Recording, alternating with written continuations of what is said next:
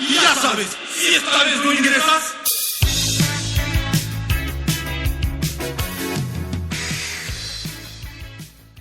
Tema llamado ciclo celular. Quienes habla es el profesor Raúl Torres y vamos a comenzar entonces el día de hoy a trabajar el siguiente tema. El ciclo celular viene a ser un proceso que consiste en el mantenimiento y la reproducción de la célula y lo dividimos nosotros en dos fases. La primera fase viene a ser la división y la segunda fase, como ve usted por acá, viene a ser la llamada interfase. La llamada división también se le puede llamar fase M porque viene de mitosis y de meiosis. La división lo dividimos en dos procesos, mitosis y meiosis. M de mitosis, M de meiosis. Por eso que la división también se le puede llamar fase M. El proceso de interfase abarca tres subfases, la llamada fase G1, la llamada fase S y la llamada fase G2. El proceso de división celular ya lo vamos a ver más adelante, lo vamos a ver por este lado, lo que es mitosis y lo que es meiosis. Y lo que se llama la interfase, vamos a explicar acá en este gráfico, en este proceso, vamos a explicar en qué consiste la fase G1, la fase S y la fase G2. En la primera etapa, en la primera subfase, que se llama la fase G1, podemos observar lo siguiente. ¿Qué se va a llevar a cabo en la fase G1? Se va a llevar a cabo la síntesis de ARN mensajero. Esto conlleva la síntesis de proteínas. La síntesis de proteínas conlleva a la síntesis de organelas y la síntesis de organelas conlleva al incremento del volumen celular. Vale decir, en otras palabras, que en la fase G1 se produce el aumento del tamaño de la célula. O sea que la célula hija crece hasta el doble del tamaño que la célula madre. ¿Qué sucede en la fase S? La fase S, que viene de síntesis, aquí se produce la síntesis de ADN y también la síntesis de histonas. ¿Qué son las histonas? Son las proteínas que acompañan al ADN.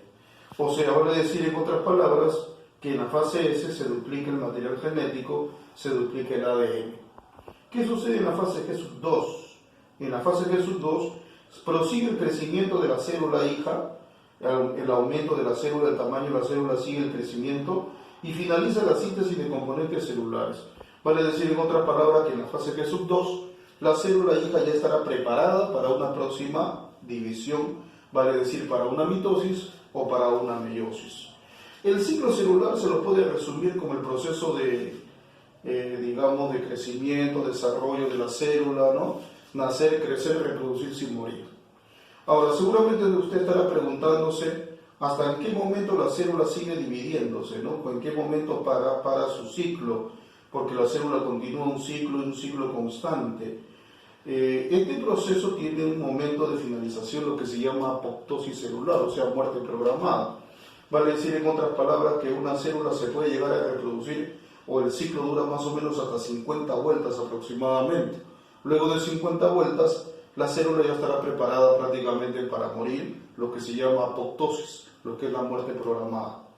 Ahora, por otro lado, podemos observar, aparte de eso, podemos observar que durante la interfase se va a llevar a cabo la fase llamada G0. Hay algunas células que ya no quieren seguir reproduciéndose. Existen algunas células que salen del ciclo y ya no continúan en el ciclo. Eso se llama la fase G0. A estas células se les llama células quiescentes. O sea, vale decir, en otras palabras, células que ya no se van a reproducir, pero sí se van a especializar. O sea, se llaman también células especializadas o células quiescentes. ¿De quién estamos hablando, por ejemplo, acá? Hablamos de las neuronas, hablamos de los glóbulos rojos, hablamos de los miocitos, por ejemplo. Células que ya no se van a reproducir, que ya no continúan en el ciclo y salen del ciclo. Esos son células quiescentes. ¿Por qué salen del ciclo? Para especializarse cada uno en su función.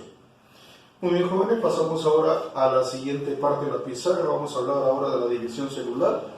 Vamos a hablar de la división, vamos a hablar de la mitosis y la meiosis. Ya dijimos anteriormente que a la división también se le puede llamar la fase M que viene de mitosis y viene de meiosis. Vamos a ver acá una diferencia en este cuadrito, una diferencia entre lo que es la mitosis y lo que es la meiosis. En primer lugar, la mitosis se va a llevar a cabo en células somáticas. Seguramente estará preguntando qué son células somáticas. Bueno, las células somáticas son todas las células del cuerpo, menos las células sexuales. Vale decir que los espermatozoides y los óvulos o llamados ovocitos, esas son llamadas células sexuales, células gonádicas. Ahí se produce la meiosis. En cambio, la mitosis se lleva a cabo en células somáticas, solamente somáticas. O sea, todas las células de tu cuerpo, menos las células sexuales. Puede ser la célula de los ojitos, la célula del riñón, la célula del hígado, la célula del estómago, la célula de la piel, todos son células somáticas. ¿Listo? Segundo, la célula madre 2N. ¿Qué significa 2N? Que es diploide. ¿Y eso qué significa? Significa que la célula madre tiene 2N cromosomas, significa que la célula madre tiene número par de cromosomas. Como estamos hablando de la división de la célula, en este caso, digamos, por ejemplo, célula humana, estaríamos hablando que la célula madre tiene ¿cuántos cromosomas? Tiene 46 cromosomas. 46 es número par, 2N, número par de cromosomas, 2N cromosomas. A eso se le llama célula diploide, aquella célula que tiene número par de cromosomas. Tercero, se forman dos células hijas, como lo puede ver usted acá, dos células hijas. La célula madre se divide y forma dos células hijas. Las células hijas, como lo puede ver, también son diploides. Las células hijas también son diploides, tienen 2N cromosomas. ¿Qué más? Las células hijas son idénticas a la célula madre, como lo puede observar acá. La célula madre es redondita y las células hijas también son igualitas, son idénticas en lo que es morfología, en lo que es la forma, idénticas a la célula madre. Además se trata de un proceso ecuacional. ¿Por qué ecuacional? Porque el número de cromosomas se mantiene. La célula madre tiene 2N cromosomas, o tiene 46 cromosomas, y las células hijas también tienen 46 cromosomas, también son diploide 2N. Célula madre 2N, células hijas 2N, eso se llama proceso ecuacional. Pasamos al proceso de meiosis. La meiosis se va a llevar a cabo solamente en células gonádicas, o sea, mejor dicho, las células sexuales. Vale decir, en otras palabras, los gametos, los espermatozoides y los óvulos, nada más. Segundo, la célula madre 2N, como lo puede ver usted acá, la célula madre 2N, o sea, diploide, la célula madre tiene 46 cromosomas, es 2N, pero las células hijas ya son 1N. Las células hijas son 1N. Este como si fueran sus hijas y este como si fueran sus nietas, más o menos así. De esa manera, las células hijas son 1N, 1N, 1N, 1N, o sea que las células hijas son haploides. ¿Qué significa que sean haploides? Que tienen la mitad de cromosoma que la célula madre. La mitad de cromosomas. ¿Cuántas células se van a formar? Se van a formar 1, 2, 3, 4. Al finalizar todo el proceso, se van a formar 4 células hijas. Las células hijas van a ser diferentes a la célula madre. No son iguales, sino van a ser totalmente diferentes, ya que la célula madre tiene una forma y las células hijas van a tener otra forma, o sea, morfológicamente son distintas. Además, el proceso de meiosis se divide en dos etapas, en dos procesos. Uno llamado proceso reduccional y el otro llamado proceso ecuacional. Vale decir, en otras palabras, meiosis 1 y meiosis 2. La meiosis 1 es un proceso reduccional y la meiosis 2 es un proceso ecuacional. ¿Por qué es reduccional la meiosis 1? Como lo puede notar, la célula madre tiene 2N cromosomas, pero mire usted, terminando la meiosis 1, las células hijas van a tener 1N cromosomas cada uno. Mientras que en la meiosis 2 se llama proceso ecuacional porque las células hijas, que son 1N, se van a dividir en otras dos células más, que también son 1N cada uno. Por eso decimos que se trata de proceso ecuacional. Meiosis 1, proceso reduccional, de 2N a 1N, y meiosis 2, proceso ecuacional, 1N, 1N, 1N, 1N. ¿Listo? Pasamos a la siguiente etapa, un comercial y volvemos a la siguiente parte de la clase.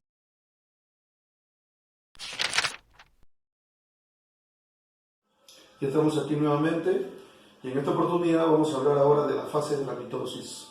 La mitosis lo dividimos en dos fases, uno llamado la cariocinesis y otro llamado la citocinesis. La cariocinesis viene a ser la división del núcleo y la citocinesis viene a ser la división del citoplasma.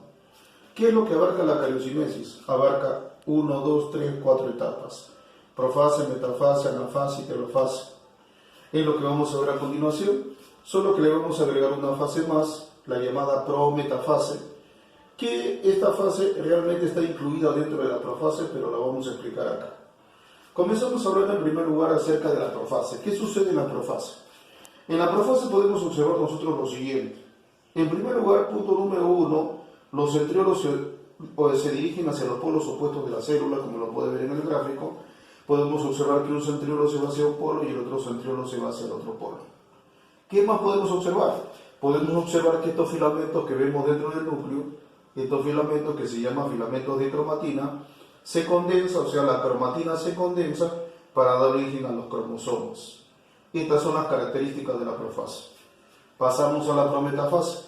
¿Qué podemos observar en la prometafase? En la prometafase podemos observar lo siguiente. Primero, podemos notar que los centriolos ya están ubicados en los polos opuestos. Segundo, podemos notar que la carioteca se desintegra la carioteca, no solamente la carioteca, sino también el nucleolo. ¿Qué más podemos observar? Podemos observar que los cromosomas ya se formaron, pero están totalmente desordenados en la célula. Podemos notar acá que hay un visible desorden de los cromosomas, como lo podemos notar ahí en el gráfico. Pasamos a la tercera etapa, que es la metafase. En la metafase podemos observar que ya el uso acromático ya se ha formado. Podemos notar la formación del uso acromático, pero lo más importante en la metafase es que los cromosomas ya se han ordenado en el centro de la célula, formando lo que se llama la placa ecuatorial. Esta es una etapa donde se produce la máxima condensación de los cromosomas. Pasamos a la anafase. Podemos notar acá, jóvenes, en la anafase lo siguiente. Esta es una fase muy importante, ya que aquí se produce la disyunción de las cromátides. Vale decir, en otras palabras, que se separan las cromátides hermanas. Una mitad se va para un lado y la otra mitad se va para el otro lado. Podemos notar que el uso acromático se acorta, el uso acromático se achica, llevando la mitad de cromosomas para un lado y la mitad de cromosomas para el otro lado. Esto se llama disyunción. Última fase, la llamada telofase. En la telofase podemos notar lo siguiente, jóvenes. Podemos notar que se reintegra nuevamente la carioteca, o sea, nuevamente se forma una carioteca, nuevamente se reintegra la carioteca, también se reintegra el nucleolo, como lo podemos notar acá. ¿Qué pasa con los cromosomas? Los cromosomas se descondensan para formar nuevamente cromatina. Vale decir, en otras palabras, que la telofase viene a ser un proceso antagonista de la profase, o sea, un proceso contrario. Mientras que en la profase se desintegra la carioteca, en la telofase nuevamente se reintegra. O sea que son procesos contrarios, son procesos antagonistas. ¿Listo? Ahora a continuación vamos a hablar de la fase de la meiosis. El proceso de meiosis prácticamente es igual a la mitosis. Si esto ha quedado claro, entonces será más fácil entenderlo. Con la diferencia que la meiosis lo dividimos en dos partes. Meiosis 1, meiosis 2. Cada uno de ellos tiene su subfase. Profase, metafase, anafase, telofase. Meiosis 1, meiosis 2, 1 y 2 para cada caso. De esta fase, la más importante, jóvenes, es la profase 1. ¿Por qué la profase 1? Porque en la profase 1 se van a llevar a cabo 1, 2, 3, 4, 5 fases adicionales. Estas son las llamadas lectonema, cigonema, paquinema, diplonema y diacinesis. Hablemos en primer lugar del lectonema, jóvenes. ¿Qué sucede en el lectonema? Como puede notar usted aquí en el lectonema, se produce la formación del llamado bouquet, o sea, la formación de un racimo. Vale decir, en otras palabras, que los cromosomas se juntan, como lo puede ver en el dibujito, formando como si fuese un racimo de flores. A esto se le llama formación de bouquet. ¿Qué sucede en el cigonema? En el cigonema podemos notar que los cromosomas están unidos de dos en dos. Esto se le conoce como complejo sinactonémico o se le conoce como tetrada bivalente. En el paquinema, ¿qué podemos notar? El paquinema es la parte más importante de los cinco procesos. El paquinema es una de las partes más importantes del proceso de mayor importancia, porque ahí se va a llevar a cabo la recombinación genética, que a esto se le llama crossing over. Es la formación, el proceso llamado crossing over, mejor dicho, la recombinación genética, el intercambio de material genético que se da entre cromosomas. De ahí que el paquinema es un proceso bastante importante. En el proceso llamado diplonema podemos notar que los cromosomas ya se comienzan a separar, pueden notarlo ahí. Sin embargo, hay puntitos de unión todavía entre ellos, o sea, prácticamente es como si no quisieran separarse, todavía queda puntos de unión entre ellos, eso se le llama la formación de quiasmas. Y por último, podemos notar nosotros acá que el proceso llamado diacinesis ya los cromosomas se han separado, pero ya se produjo la recombinación de genes, como lo puede notar usted acá, hay de varios colores, o sea, vale decir que los cromosomas ya intercambiaron su material genético. Algo que me estaba olvidando era lo siguiente, el caso de la citocinesis. La citocinesis en una célula animal es un proceso llamado proceso centrípeto. ¿Por qué proceso centrípeto? Porque en el caso de una célula animal la citocinesis se da de afuera hacia adentro, mientras que en una célula vegetal el proceso de citocinesis se da de adentro hacia afuera a través de la formación del llamado fragmoplasma. Por eso que en el caso de la célula vegetal la citocinesis se llama proceso centrífugo. Es un proceso centrífugo porque se da de adentro hacia afuera. En una célula animal se da de afuera hacia adentro, por eso se llama proceso centrífugo.